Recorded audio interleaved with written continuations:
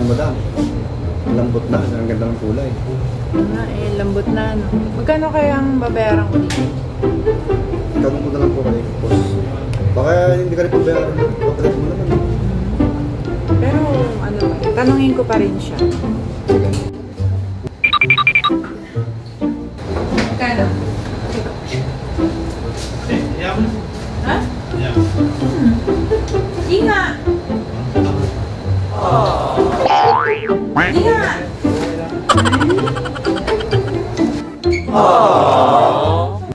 Sige, bariyahan mo na lang. Bigyan ko na lang ng tip yung mga...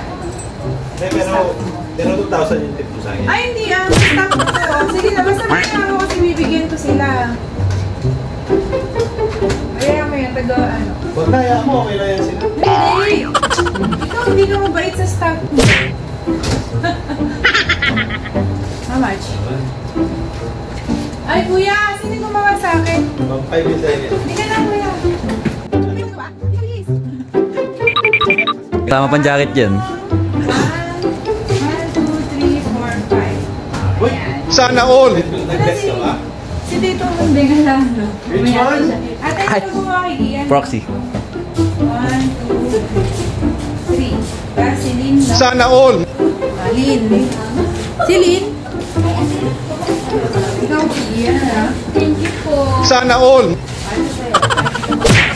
Ha? Sabihin mo. Bakit sabi mo libre?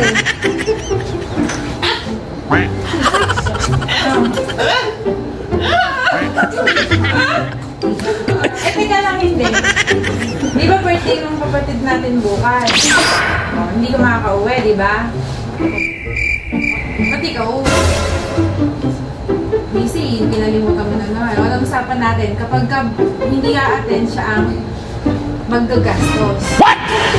Parang may naamoy ako hindi maganda. Bigyan mo ako pambiling bulaklak at saka kandila. 1,000. 1,000.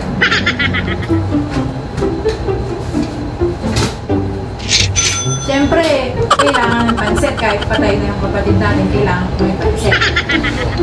1,000 ulit. Mahal yung ngayon, pansahog. Tumaas na lahat ng presyo. Oo. Eh baka dumating yung mga bisita niya, favorite yung yung barbecue. Tsaka di ba Red Horse? Sige, pwede na yung 1,000. Oo, 1,000. Huwag ka nang ako ang nakakaalam, ako ang akin. O, sige.